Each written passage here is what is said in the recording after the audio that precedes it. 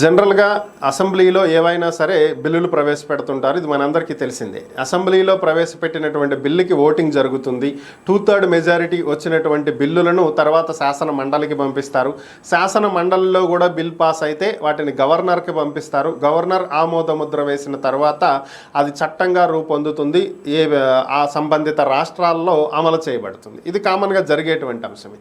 కొన్ని కేంద్రంతో ముడిపడి ఉన్నటువంటి బిల్లులు మాత్రం కొత్త చట్టాలు తీసుకురావాలంటే కొన్ని కేంద్ర నిర్ణయాలు తప్పనిసరి అయినటువంటి బిల్లులు మాత్రం అసెంబ్లీ తీర్మానాల తర్వాత పార్లమెంట్లో చర్చ జరుగుతాయి. అక్కడ కూడా ఆమోదిస్తే రాష్ట్రపతి ద్వారా ఆమోద ముద్రపడి అవి చట్టరూపం దాలుస్తాయి. అయితే ఇప్పుడు ఇదంతా ఎందుకు చెప్పుకోవాల్సి వస్తుంది అంటే, ప్రభుత్వం అసెంబ్లీలో బిల్లులు ప్రవేశపెట్టి వాటిని ఆమోదించిన తర్వాత గవర్నర్కు పంపిస్తే వాటిని ఆమోదించడమా లేదా వీటిల్లో లొసుగులు ఉన్నాయి వీటిని మళ్ళీ మార్చి కొత్త బిల్లులు చేసుకురండి అని చెప్పి తిప్పి పంపించడమా, రెండిట్లో ఏదో ఒకటి జరగాలి.